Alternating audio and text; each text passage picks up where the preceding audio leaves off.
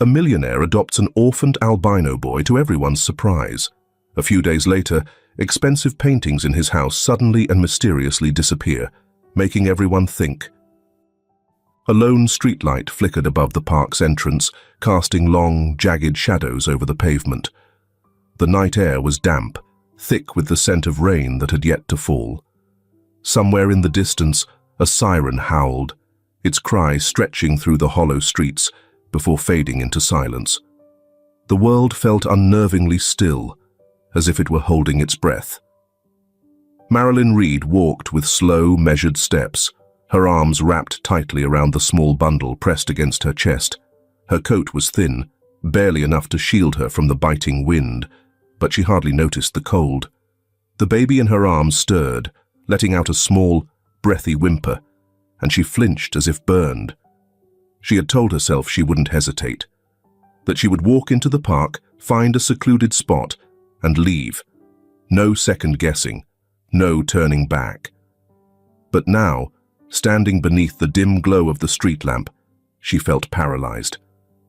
The baby let out another sound, a soft, searching noise, and her grip instinctively tightened. She shouldn't have looked, but she did. A pair of barely opened eyes, pale as morning fog, peered up at her. His tiny mouth twitched, his fingers, no larger than flower petals, curled against the edge of the blanket, and for a moment, Marilyn swayed on her feet, her breath catching in her throat. This wasn't just any child. This was hers. A tremor ran through her as memories surged forward, unbidden and cruel. The cold tile floor of her parents' house when they had turned their backs on her. The sharp bite of her father's words, a disgrace, a ruined girl. The long nights spent alone, the weight of growing hunger, the exhaustion so deep it seeped into her bones.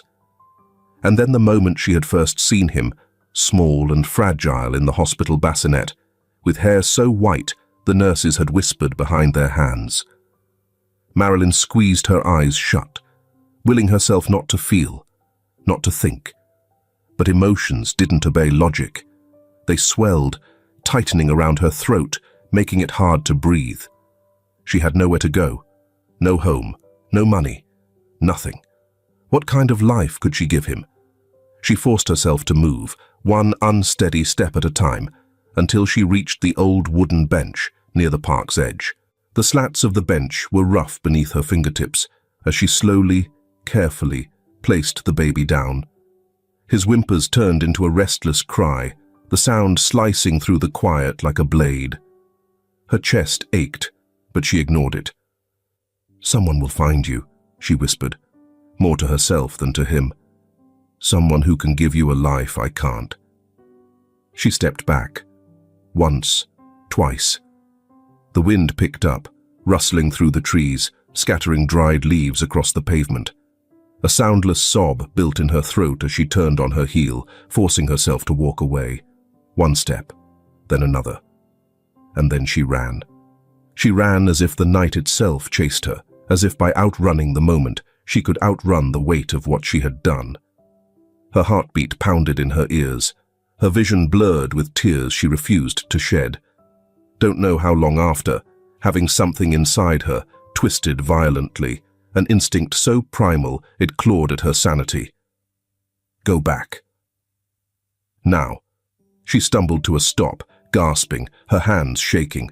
A deep, awful silence had settled over the world.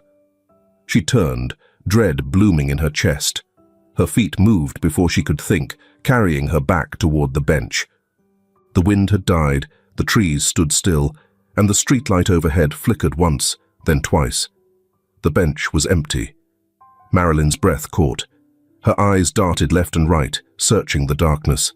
Her pulse slammed against her ribs. "No." Her voice was barely a whisper, fragile and breaking.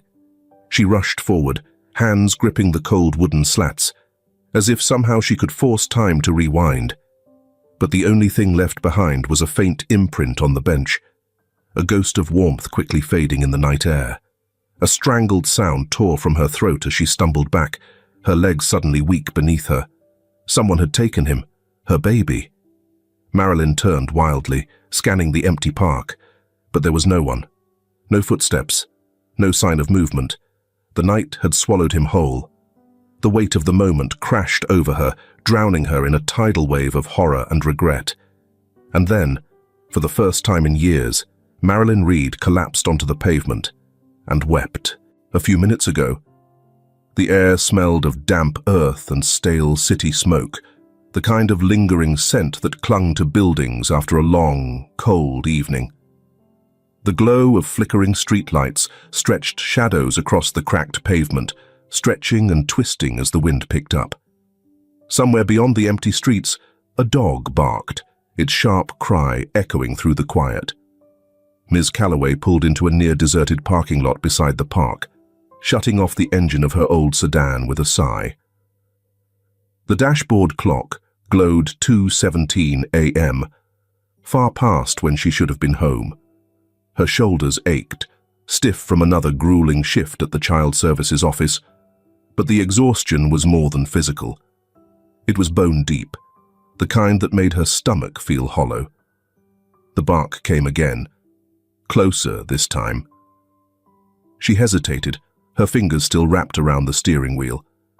There was something unsettling about a lone dog barking at this hour, something off about the way its voice cut through the silence. Call it instinct, call it years of dealing with things people wish to ignore, but Ms. Calloway knew better than to brush off a bad feeling. Pushing open the car door, she stepped out into the cold, the air biting through the thin fabric of her sweater. Her shoes crunched against the gravel as she moved toward the source of the sound, her breath visible in the dim glow of the streetlights. The park stretched out before her, deserted, save for the skeletal outline of empty benches and leafless trees swaying under the weight of the wind. And then she saw it. A small bundle. At first, it barely registered. A pile of discarded blankets, perhaps, something left behind by the homeless who occasionally passed through. But then the fabric moved, just slightly, rustled by the wind or by something else. Her heartbeat quickened. The dog, a mangy-looking stray with ribs pressing against its thin fur, stood a few feet away, watching her with wary eyes. It whined low in its throat before pacing anxiously in place, its tail flicking. Miss Calloway took a step closer, then another. When she reached the bench, she hesitated before kneeling beside it, her breath catching in her throat. The blanket was thin and old, its edges frayed, wrapped tightly around something impossibly small. With careful fingers, she peeled it back. A baby. Her breath left her in a single sharp gasp. He was so still. For a terrifying moment, she thought, "No, please, not like this." Then the faintest movement, a flutter of white lashes, the softest parting of lips. He blinked up at her, his milky blue eyes wide, confused and uncomprehending. His skin was pale, too pale, and when she touched his tiny fingers, they were ice cold. "Oh, baby," she murmured, her voice breaking on the last syllable. Instinct kicked in before logic. She scooped him up, pressing him against her chest, tucking him into the warmth of her coat. He was so light, so fragile, his breaths barely noticeable against her collarbone. The sirens were coming now, distant but growing louder. Someone must have heard the barking and called it in. Miss Calloway swallowed hard, her fingers tightening protectively around the baby. She had seen too many things in her line of work: children left in hospital waiting rooms, infants abandoned on doorsteps, cases where neglect bled into outright cruelty. But this was different. This was deliberate. Someone had placed him here, in the open, exposed to the elements. Someone had walked away. She looked down at the baby, at the thin wisp of white hair that curled against his forehead. The contrast between the blanket's dark fabric and his unnaturally pale skin made him look almost otherworldly, like something that had wandered out of a dream and into a world that had no place for him. The wind howled through the trees, sending a shiver down her spine. The dog, still watching, let out a soft whimper before slinking away into the night. The sirens were almost upon them now. Red and blue lights painted the sidewalk in flashes of color. Miss Calloway didn't look up as the first officer approached.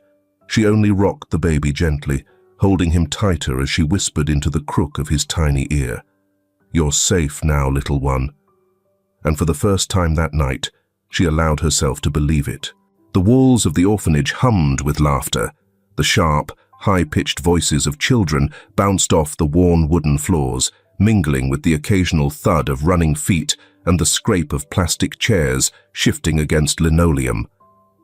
A ball ricocheted off a bookshelf, sending a cascade of picture books tumbling to the ground, met with an eruption of giggles.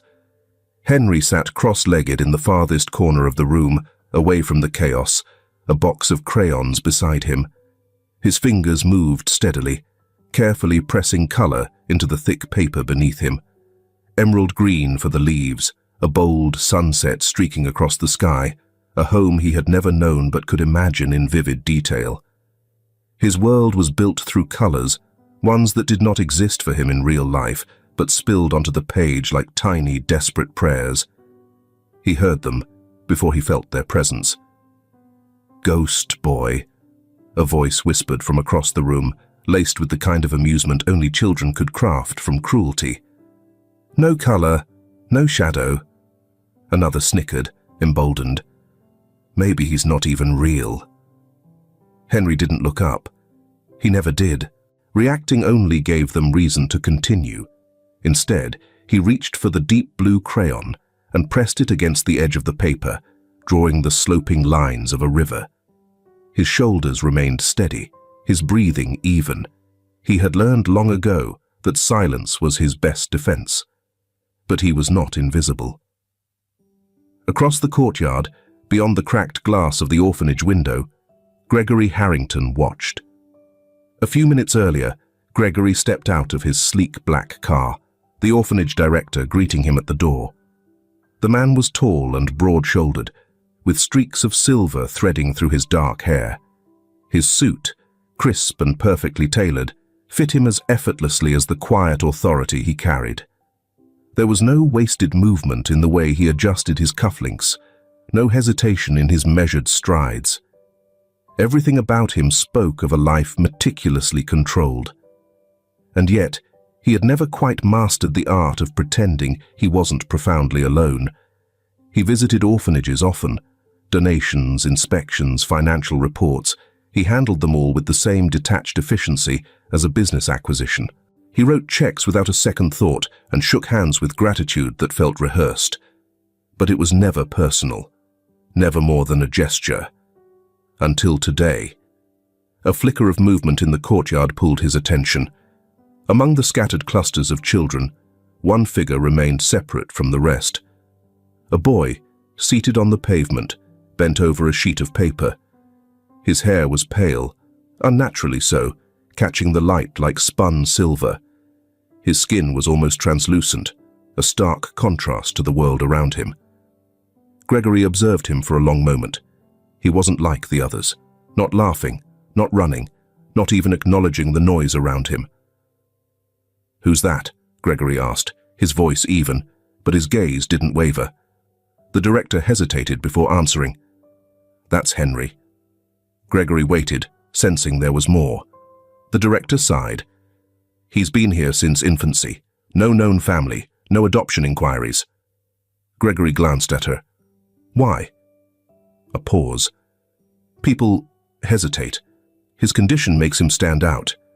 Some families believe he'll have medical complications. Others worry he'll struggle to fit in." Gregory studied the boy again, the way he focused, entirely absorbed in his drawing, unbothered by the world that had so easily ignored him. "Has he noticed me?" "No." Gregory stepped forward. Henry's fingers tightened around his crayon when he sensed the shift in the air. Someone had entered his space. Not the children. He knew their presence by the sharp-edged whispers that usually preceded them. This was different.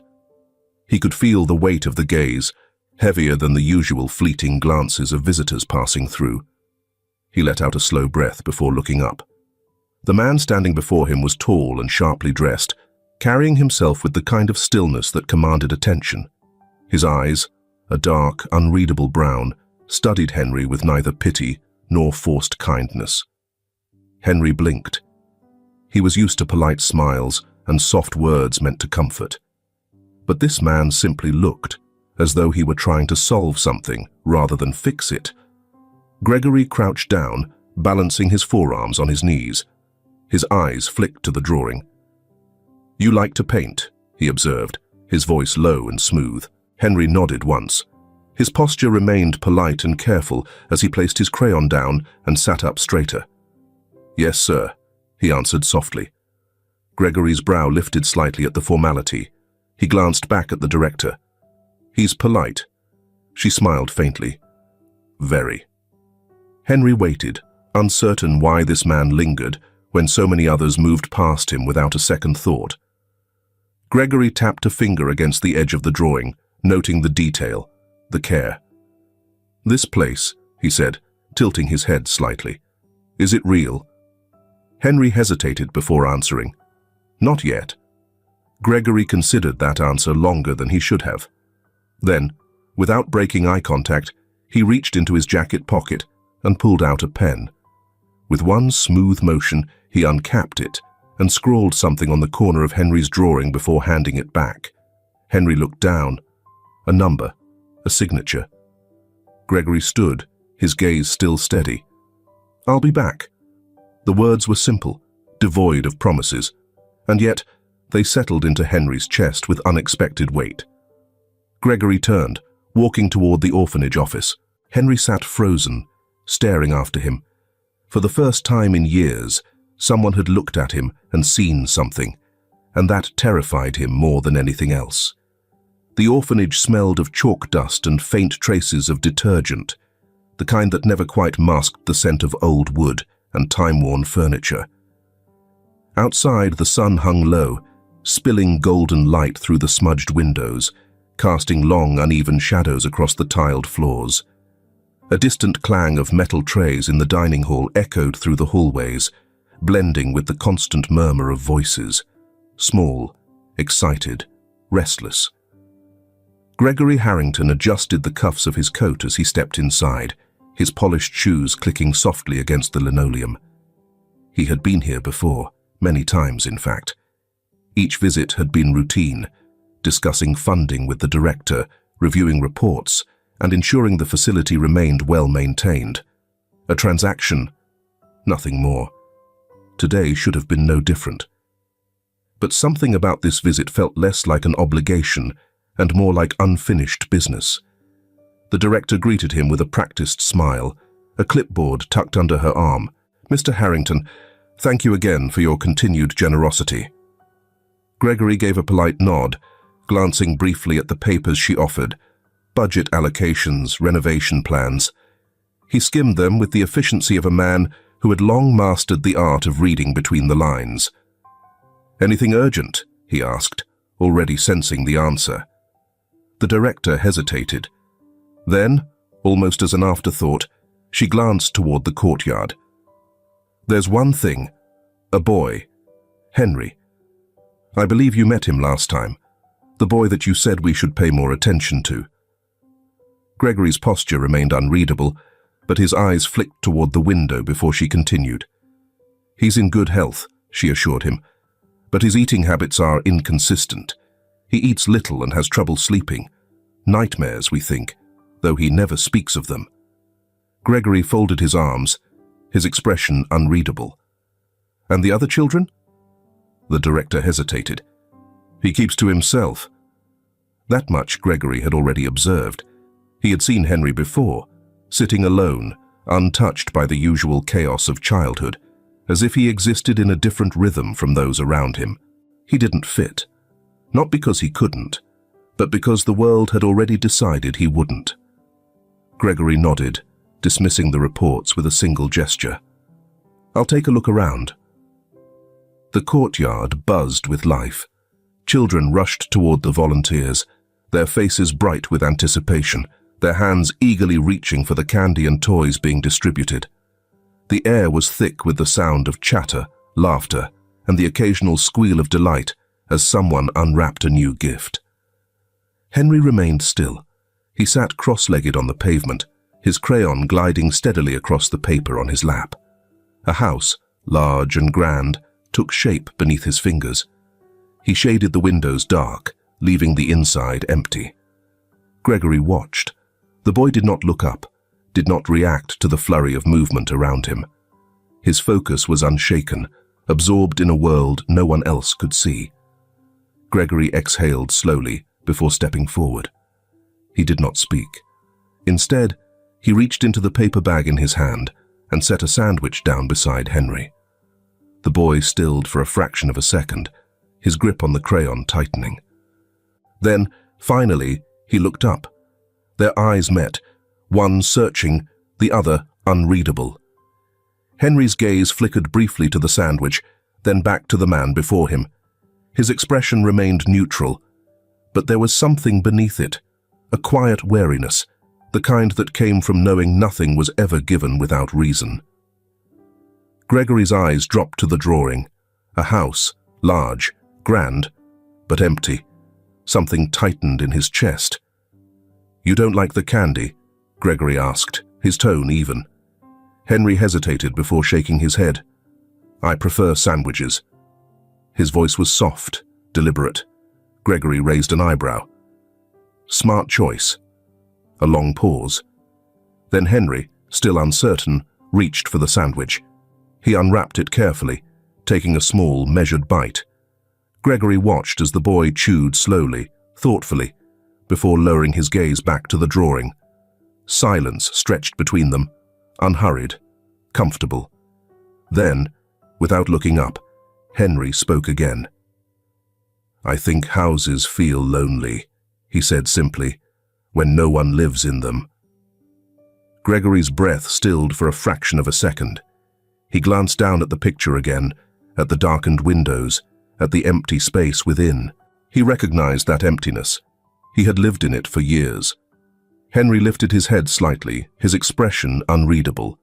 But something about the way he observed Gregory, calm, unwavering, felt heavier than it should. Gregory exhaled, standing up slowly. "See you later, son," he said, adjusting his coat. Henry nodded once, his fingers tightening slightly around the sandwich. Gregory turned and walked away, but even as he stepped inside the orphanage, the image of that empty house stayed with him. The city blurred past the car windows, streaks of neon and streetlights, painting the dark roads in fractured colors.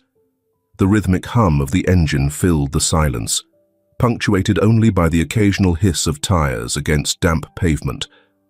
Gregory Harrington sat in the back seat, his fingers resting lightly against the leather armrest, his mind elsewhere. Through the tinted glass, the orphanage faded into the distance. On instinct, he turned his head, catching one last glimpse of the place before it disappeared. "Something on your mind, sir?" The voice came from the front. Reynolds, his driver of nearly 20 years, kept his eyes on the road, but had long mastered the art of reading his employer's silence. Gregory exhaled, his gaze shifting back to the city. "There was a boy," he said simply. Reynolds nodded once, waiting. "He reminded me of someone I used to know," Gregory continued after a pause. "Thin, quiet, kept to himself, the kind of child people look at but don't see." There was a weight in those words, something old and buried. Reynolds, familiar with the careful distance Gregory kept from personal matters, said nothing. He merely nodded, navigating the car smoothly through the empty streets. Gregory leaned back, closing his eyes for a brief moment. He hadn't thought about it in years. The boy he had once been. Small, sickly, always a step behind the others.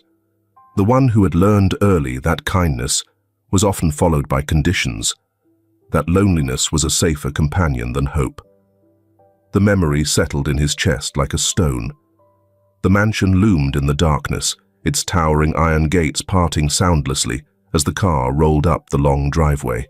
The house itself was breathtaking, a masterpiece of architectural brilliance, sprawling yet precise, a testament to the power and wealth Gregory had amassed over decades. But it was quiet. Inside, the walls were adorned with masterpieces, canvases worth more than most people's homes, portraits, landscapes, abstract swirls of color, all meticulously curated, all carefully chosen, and yet not a single one bore the image of a person he knew. No family portraits, no childhood photographs. It was a house of things, not of memories. Gregory shrugged off his coat, draping it over the back of a chair as he moved toward the bar in the corner of the study. He poured himself a drink, the amber liquid catching the glow of the chandelier above. The glass felt cool in his grip, solid, grounding. But his mind wasn't in the room. It was still at the orphanage, the way the boy had sat there, cross-legged, lost in his drawing while the world bustled around him. The way he had looked up, not expectant, not hopeful, just observing, calculating, as if waiting to see if Gregory would be another face that came and went. Gregory swirled the drink in his glass, staring into its depths, as though the answer lay there. He had no reason to go back. His donations were made, his obligations fulfilled. And yet, when the sun rose the next morning, he found himself standing at the orphanage gates once again. The headmistress studied him with barely concealed surprise. "Mr. Harrington," she greeted, folding her hands over the paperwork she had been reviewing. "Back so soon?" Gregory adjusted the cuff of his sleeve, his tone even. "I need to ask about Henry."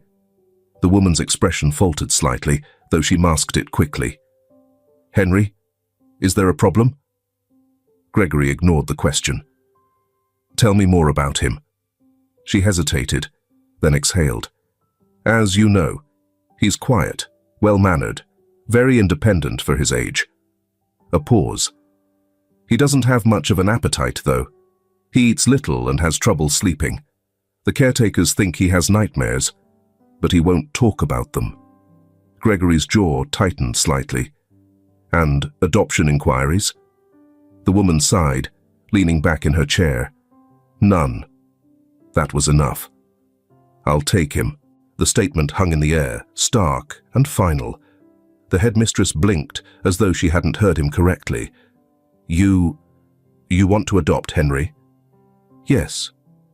Gregory said it without hesitation this time. The woman hesitated, searching his face as if looking for some sign of uncertainty. "Mr. Harrington, this isn't a business deal. Have you—" "I've considered it." A long silence stretched between them. Then, slowly, she nodded. "I'll start the paperwork." Henry was called into the office later that afternoon. He stepped inside quietly, his hands clasped neatly in front of him, posture straight but cautious. His pale lashes flickered upward as he took in the sight of Gregory standing near the window, hands in his pockets, expression unreadable. The headmistress offered a kind smile. "Henry, dear, we have some news for you." The boy remained still, waiting. "Mr. Harrington has decided to take you home with him." For a long moment there was no reaction. No widened eyes, no gasp of excitement, no flurry of movement, just silence. Then, finally, Henry turned his gaze toward Gregory. "Okay," he said softly. No hesitation, no fear, just quiet acceptance, as if he had already learned that life did not offer choices, only outcomes. Gregory studied him, then extended his hand. Henry hesitated for the first time. His small fingers twitched slightly before, finally, he reached forward and took it. And in that moment, Gregory realized, perhaps neither of them had expected this, but it was happening all the same. The iron gates groaned open, revealing a long, winding driveway flanked by towering hedges. The car moved slowly, the gravel crunching under the tires as they approached the estate. Henry sat in the back seat, silent, his small hands folded neatly in his lap.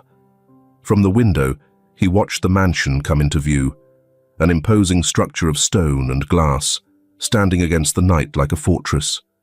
It was beautiful, but not in the way he imagined home should be. There was no warmth, no soft glow of lights in the windows, no sign of life. Just cold, elegant perfection. Gregory sat beside him, unreadable as always. The man had not spoken much since they left the orphanage, and Henry had not asked any questions. He had learned long ago that silence was easier. The car stopped in front of the grand entrance. A butler opened the door for them, and Henry stepped out cautiously, his shoes barely making a sound against the polished stone. Inside, the house swallowed him whole. The ceilings stretched too high, the walls pristine and untouched, decorated with paintings that must have cost more than the orphanage itself. The floors gleamed under the soft lighting, immaculate and cold. Every object was placed with purpose, every surface spotless. There were no family photos, no signs of anyone who had lived here before. Henry turned slightly, glancing at Gregory, who had removed his coat and handed it off to the butler. He seemed at ease, accustomed to the vastness. But to Henry, the silence of the house felt heavier than the walls themselves. A woman in a crisp black dress approached. A housekeeper, he assumed. She smiled, polite but distant. "Welcome home, young master," she said. Home. Henry didn't know what that word meant anymore. He nodded slightly, murmuring a quiet, "Thank you," before following Gregory further into the house. The staff watched him with a mixture of curiosity and reservation. They were polite, addressing him with quiet courtesy, but Henry could tell he was a guest here, not a resident. Not yet. Gregory led him up a grand staircase, the railings dark and polished, the chandelier above casting delicate patterns against the marble floor below. At the end of the hallway, he stopped in front of a large wooden door and pushed it open. "This is your room," he said simply. Henry stepped inside. The room was bigger than any he had ever slept in. The bed was large, too large for him, with neatly pressed sheets and pillows arranged just so. There was a desk against the far wall, a wide window overlooking the garden below. The curtains were thick, heavy, designed to block out the world. Everything was perfect. Too perfect. Henry felt his fingers twitch slightly at his sides. He wasn't used to this. At the orphanage, he had shared a room with 6 other boys, the space always filled with movement, with noise. This was empty. Gregory cleared his throat. "If you need anything, the staff will take care of it." Henry turned to look at him. "Yes, sir," he said politely. Gregory hesitated for a fraction of a second, as if about to say something more, but then he nodded once and stepped back. "Get some rest." Then he was gone. The door closed with a quiet click. Henry stood there for a moment, before walking over to the bed. He placed his small bag on the floor beside it, untouched. He sat down, the mattress sinking slightly beneath his weight, but it felt too firm, too unfamiliar. Henry exhaled softly, then stood up again. He walked toward the desk, where a blank sheet of paper sat waiting. The boy reached into his bag, pulling out the small, well-worn box of crayons he had brought with him. Then slowly, he began to draw. "Leave a comment, cotton candy, if you are wishing Henry a happy life." The days passed in careful silence. Gregory, unsure of how to interact with a child, kept his distance. Henry did not ask for anything, did not make a fuss. He ate quietly, though he never finished his meals. He did not run through the halls or explore the house with the curiosity of most children. Instead, he painted. The first time Gregory noticed, he had been passing by the study late one evening. Through the open door, he saw Henry sitting on the floor, a blank canvas in front of him. The boy's small fingers moved carefully, dipping a brush into watercolors, his strokes precise and deliberate. Gregory did not enter. He watched from the doorway, unnoticed. The painting was of a house. Not his mansion. Something smaller, cozier, painted in warm shades of gold and brown. There was a light glowing from the windows, soft and welcoming. It was nothing like the place they were in now. Something in Gregory's chest tightened, an unfamiliar ache. He said nothing. But the next day, when he passed the study again, there was a new canvas leaning against the wall, and another the day after that. Slowly, the empty house began to change. Bit by bit, Henry filled the walls with color. The evening stretched long, the sky outside darkening into ink-stained velvet. A fire flickered in the grand fireplace of Gregory's study, casting restless shadows against the polished wood-paneled walls. The air smelled of aged whiskey and the faint scent of oil paint, a lingering presence ever since Henry had started transforming the house in quiet, unspoken ways. Gregory sat in his leather chair, nursing a drink, the golden liquid swirling lazily against the glass.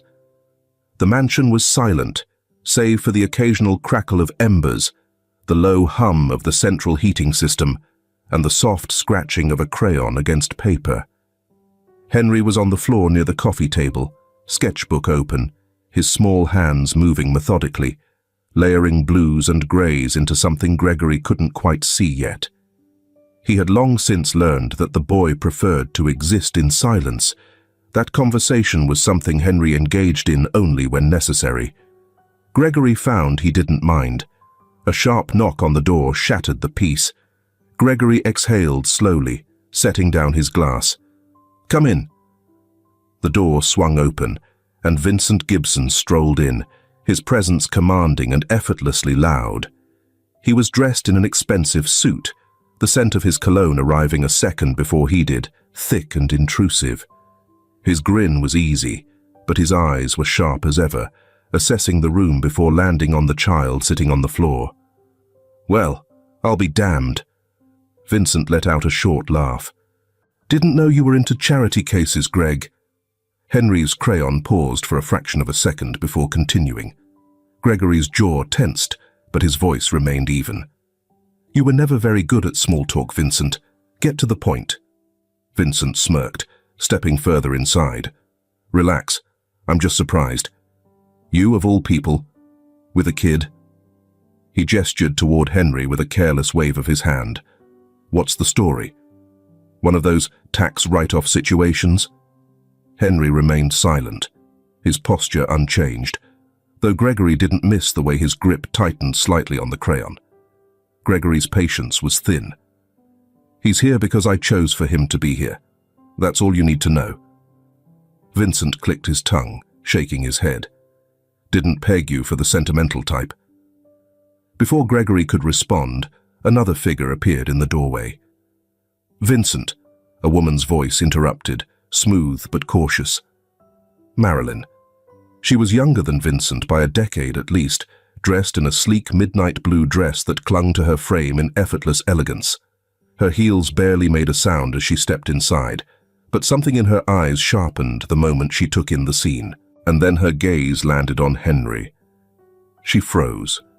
For a moment, she didn't move, didn't blink. Henry looked up then, his silver hair catching the warm light of the fire, his pale features impassive as he met her stare. Something inside Marilyn shifted, a ripple of recognition passing through her before she could stop it. Gregory caught the way her knuckles tightened against the clutch in her hand, the way her breath hitched for just a second too long. Vincent, oblivious, took another sip of his drink, chuckling. "Well, we should toast to your new little ward, huh? What's his name, anyway?" Henry didn't speak. Gregory did. "Henry." Vincent gave an exaggerated nod, leaning back against the desk. "Henry, right. Well, I hope the kid isn't expecting bedtime stories, because you were never much for parenting material, Greg." Gregory ignored him, his attention still on Marilyn. She hadn't moved. She was still staring at Henry, her expression unreadable, but something behind her eyes looked close to breaking. Henry tilted his head slightly, his gaze steady, as if he, too, was trying to solve something unspoken between them. Marilyn swallowed, her throat working against the silence. Then, abruptly, she turned to Gregory. "Can I get a glass of water or wine?" Gregory didn't miss the tremor in her voice. He gestured toward the bar. "Help yourself." She nodded, too quickly, and walked past them, her movements controlled but just slightly off, like a marionette whose strings had been pulled too tight. Gregory leaned back in his chair, his fingers steepled beneath his chin. Something wasn't right, and whatever it was, it had everything to do with Henry. Marilyn's fingers tightened around the base of her wine glass. The liquid inside barely moved, yet she felt unsteady, as though the entire room had tilted beneath her feet. The firelight flickered against the polished walls, casting long, wavering shadows that seemed to grow and shrink with each breath she took. Across the room, Henry sat quietly, his small figure partially illuminated by the warm glow of the fireplace. He was still drawing, his head bent in quiet concentration, silver hair spilling over his forehead. The sight of him unsettled her in a way she could not explain, or rather, in a way she did understand, but refused to acknowledge. She took a careful sip of her wine, willing the warmth of the alcohol to steady her nerves, but it did nothing to quell the chill pressing against her spine. Her eyes traced Henry's features again, the soft curve of his nose, the way his pale eyelashes fluttered slightly when he glanced at his drawing, the distant yet thoughtful expression that never quite left his face. It wasn't possible. And yet, a memory surged forward, unbidden, raw in its clarity. A sterile hospital room, the sharp scent of antiseptic, a wailing infant, small and frail, with hair so pale it looked almost translucent beneath the fluorescent lights. The bastard ex-boyfriend ran away earlier. Her own hands trembled as she set the child down, a door closing behind her, sealing away a part of herself forever. She forced herself to exhale slowly. Number. It's impossible. It's been years. And yet, the resemblance gnawed at her, whispering through her bones, demanding that she know, exactly like her first man 10 years ago. A mistake of youth. She was suddenly aware of Gregory watching her. His dark eyes were steady, unreadable, as if he had already picked apart the hesitation in her movements, the fraction of a second too long she had stared at Henry. She met his gaze, forcing a polite smile. "You never mentioned you had taken in a child." Gregory studied her for a moment before responding. "I don't make a habit of explaining my personal affairs." Marilyn's grip tightened on her glass, but she let out a soft, practiced laugh. "Of course. It just caught me off guard." She glanced toward Henry again, forcing her voice into something light and indifferent. "He's quite unique." Gregory didn't answer, but the weight of his gaze remained. Vincent, oblivious as always, let out a scoff. "Yeah, unique's one way to put it. I mean, it's not every day you meet a kid who looks like that." He smirked, swirling the last of his whiskey. "You planning on keeping him, Greg? Or just fostering him until the novelty wears off?" The tension in the room stretched thin. Henry did not react to the words, his crayon never pausing, but Gregory's expression turned to granite. Marilyn's stomach twisted. For all of Vincent's callousness, the words echoed something darker inside her. She needed to be sure. The night passed in slow, deliberate motions. Dinner was served in the grand dining hall, a lavish affair of silverware clinking against porcelain, soft conversations that skimmed over anything real. Marilyn went through the motions, answering Vincent's occasional remarks, responding when spoken to, but her mind remained elsewhere. She watched Henry, the way he ate carefully, never wasting a movement, the way his eyes flicked up every so often, not out of curiosity but calculation, as if constantly assessing the world around him. He did not fidget, did not demand attention. He simply was. Something inside her clenched. The evening drew to a close, and as Vincent busied himself finishing a brandy in Gregory's study, Marilyn excused herself under the guise of freshening up. She did not go to the bathroom. Instead, she walked quietly down the hallway, the grand corridors stretching long and silent ahead of her. She didn't know what she was looking for, proof reassurance, an answer she didn't want, but needed all the same.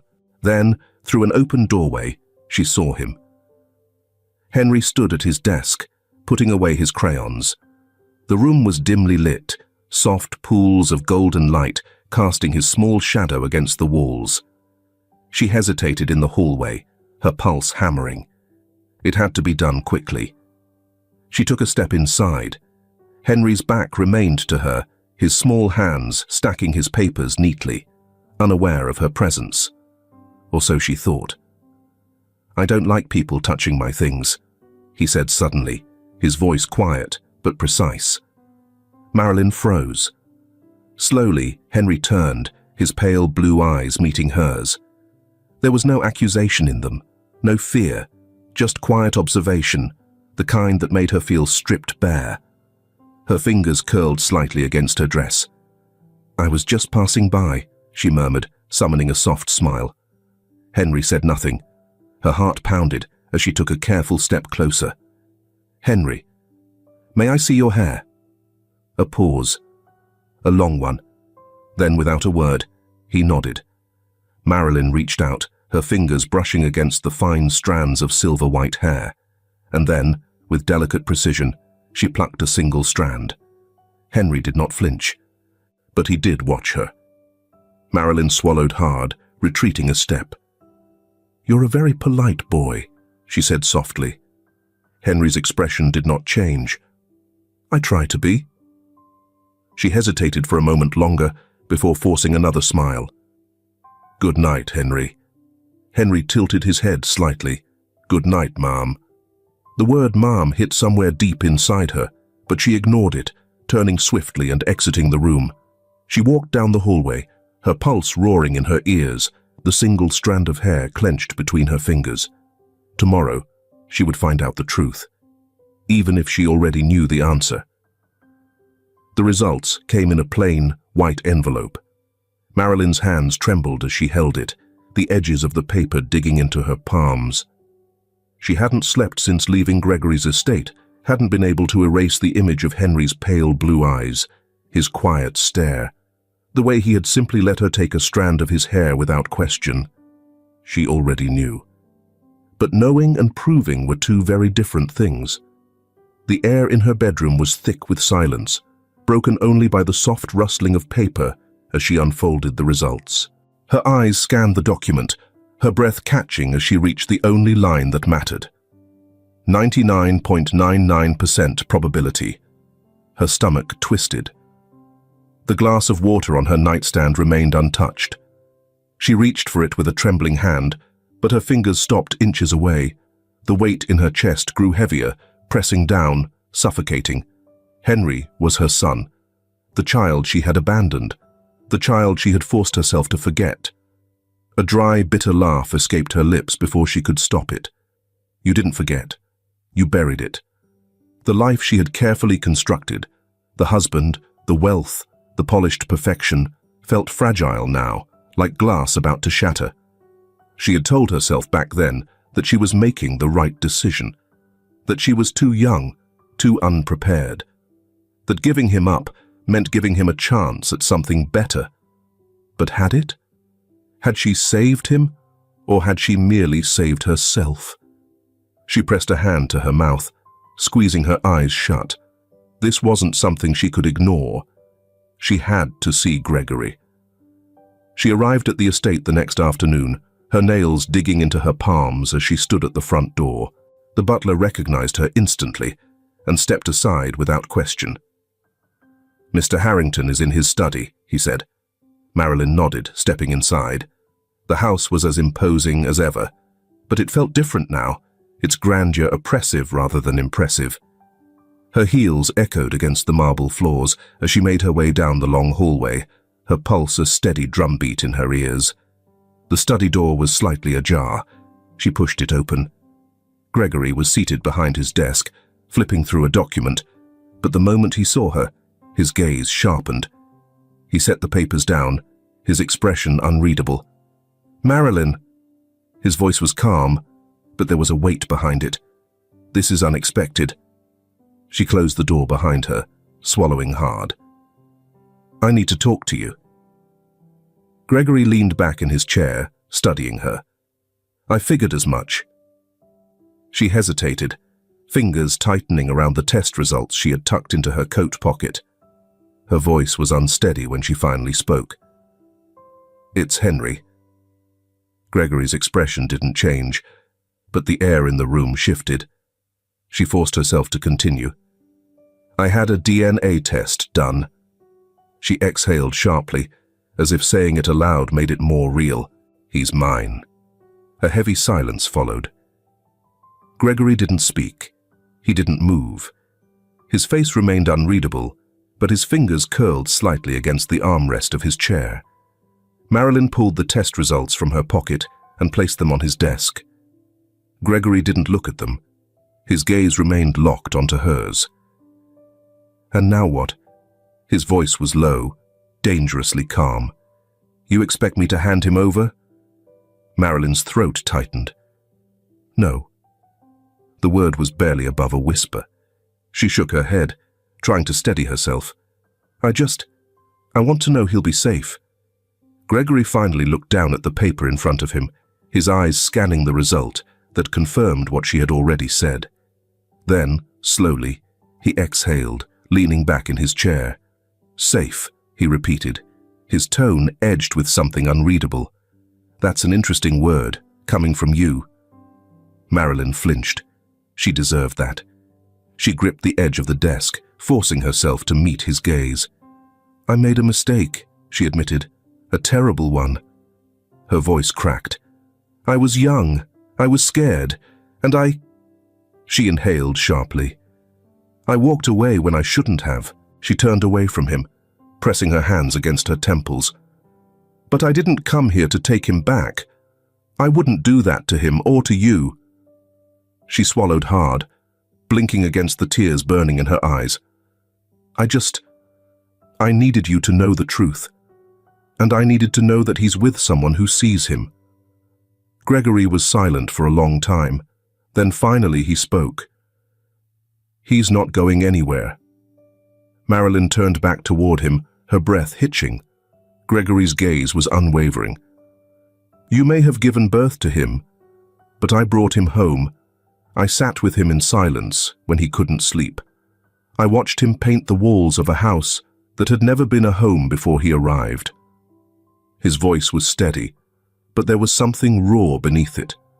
"He is mine now." Marilyn let out a shuddering breath, nodding. "I know." Her voice was barely audible, but she meant it. She wasn't here to undo what Gregory had done. She just wanted to make peace with what she had done. She hesitated, then took another breath. "Please, just love him. Give him what I couldn't." Gregory's jaw tightened. The weight of her words settled between them. And then, after what felt like an eternity, he gave a slow, measured nod. "Fine." Relief coursed through her so intensely that she nearly staggered. She exhaled shakily, nodding. She had no right to ask for anything more. And so, without another word, she turned to leave. But before she reached the door, Gregory spoke again. "One condition." She stopped. He stood, crossing the room with slow, deliberate steps. When she turned to face him, his expression was unreadable, but there was something unrelenting in his eyes. "You do not tell him." Marilyn's stomach twisted. "Gregory, if you care about him as much as you claim to," he said, voice even, "you won't burden him with your guilt." Marilyn swallowed hard, her nails digging into her palms. She wanted to argue, wanted to say that Henry had a right to know. But the truth was, she didn't know what was best for him. She had forfeited that right a long time ago, and Gregory hadn't. So, after a long, agonizing pause, she nodded. "Okay." Gregory didn't thank her, didn't soften, but as she left the room, she felt something shift. She had come here searching for closure. Instead, she had found something else entirely. Marilyn stood by the window, her fingers gripping the curtain edge as she watched the city lights flicker below. The apartment was quiet, save for the distant hum of traffic. Vincent was asleep in the next room, unaware of the war waging inside her chest. The DNA results sat on the vanity, unopened since the day she had left Gregory's estate. She didn't need to read them again. The truth had already carved itself into her ribs, settling there like an ache she would carry for the rest of her life. Henry was hers, and she could never tell him. She had agreed to Gregory's condition. She had nodded, swallowed down every impulse to beg, to plead, to hold her son just once and whisper, "I'm sorry." But this was her atonement. To leave. To let him go. To convince Vincent that it was time to move. Time to start fresh somewhere else, away from the reminders of a past she had tried so hard to erase. Vincent had raised an eyebrow when she brought it up, but he didn't argue much. "A new city, huh?" he had mused, swirling his drink. "Well, I suppose the company could use my presence in another branch. But you sure about this?" Marilyn had smiled, the same effortless, polished smile she had perfected over the years. "Absolutely. I think it'll be good for us." He had shrugged. "All right then, sweetheart. Whatever you want." That was Vincent, always indulgent, always willing to bend to her whims, as long as they didn't disrupt his own sense of comfort. He didn't suspect a thing. And so, just like that, they left. But Marilyn knew she was not running towards something new. She was running away. The first year was unbearable. She had kept her word. She did not return. She threw herself into her new life, settling into their new home, redecorating, attending charity events, and smiling for the camera at Vincent's side.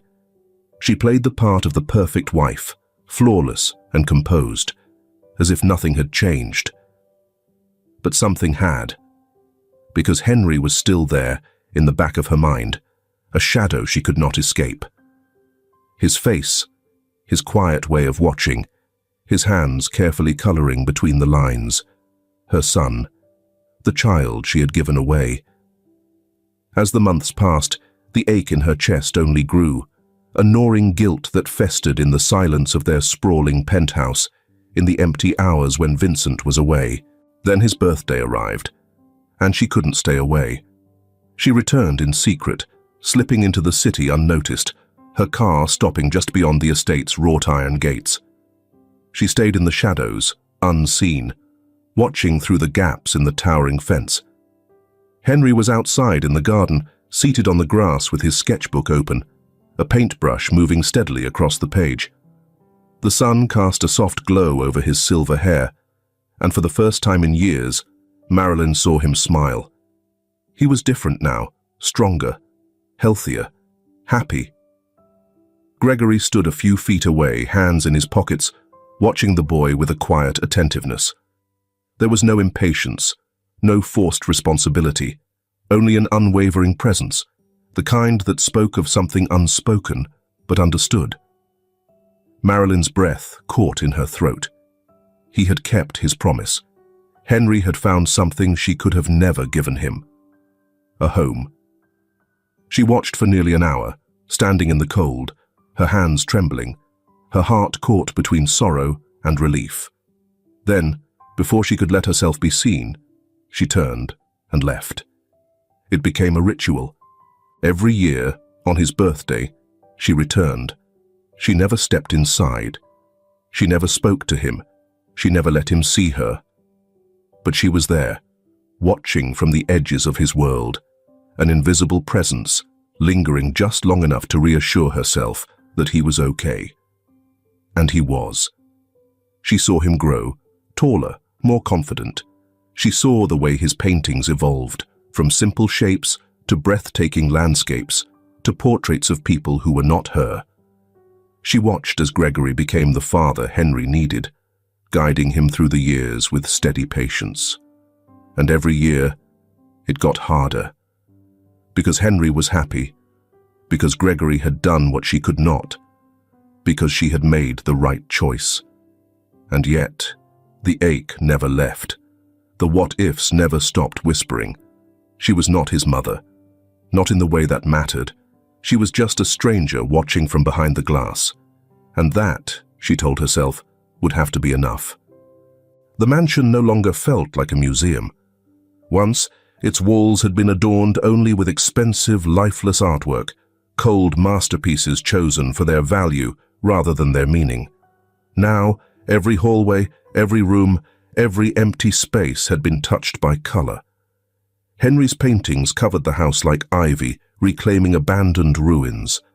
Sunsets draped in fiery golds and deep purples.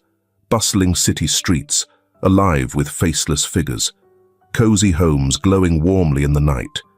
And in the study, hanging over Gregory's desk, a portrait of the mansion itself, but with light in the windows, with laughter painted into the shadows. It was no longer just a house. It was his home now. Henry sat at the breakfast table, spooning cereal into his mouth absent-mindedly, his sketchbook beside his plate. He had grown taller over the years, his features sharper, but his quiet intensity remained. Gregory sat across from him, sipping his coffee, pretending not to watch as the boy hummed softly to himself. A habit he'd picked up recently, one Gregory secretly found endearing. Henry looked up suddenly. "Dad?" Gregory froze. The word had slipped out naturally, as if it had always belonged there. Henry didn't seem to notice his hesitation, flipping a page in his sketchbook as he spoke. "I was thinking we should repaint the kitchen. The white makes it feel kind of empty." Gregory set down his coffee. "And what color would you suggest?" Henry tapped his pencil against the table. "Something warm, maybe yellow, like sunshine." Gregory smirked. "That's a bit cheerful for my taste." Henry grinned. "Yeah, well, you live with me now. Get used to it." Gregory shook his head, but he didn't argue. If the boy wanted warmth, then warmth he would have. He cleared his throat. "Speaking of which, your birthday is coming up." Henry perked up slightly. "Yeah. Anything special you want?" Henry shrugged. "I don't know, just cake, I guess." Gregory raised an eyebrow. "No gift requests?" Henry thought for a moment, then smirked. "Okay, maybe some new paints, and a huge canvas, like really huge." Gregory chuckled. "Done." Henry beamed, and Gregory swore it was the brightest thing in the room. That evening, a familiar car pulled up to the estate. Marilyn stepped out, wrapped in a tailored coat, her fingers curled around the gift in her hands. The weight of it felt heavier than it should. She had made peace with her role, an outsider, a visitor, a spectator in her own son's life. But that didn't stop the ache from settling in her ribs every time she saw him.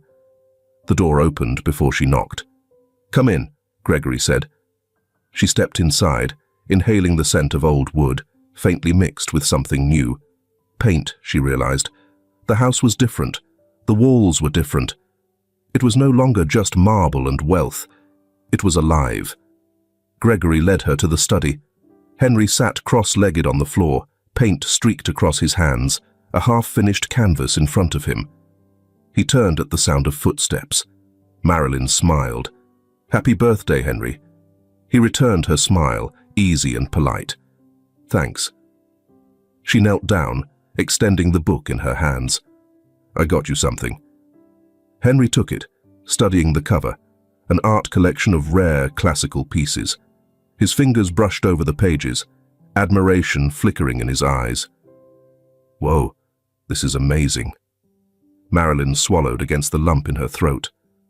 "I thought you'd like it," he grinned. "I love it." "Thank you." Gregory watched from the doorway, arms crossed. Marilyn looked at him, her gaze soft but knowing. She would never tell Henry the truth. That was the promise she had made. But she would be here, every year, watching, loving him from the only distance she was allowed. And Henry, blissfully unaware, smiled, content in the only home he had ever known. Gregory exhaled, something deep settling in his chest. This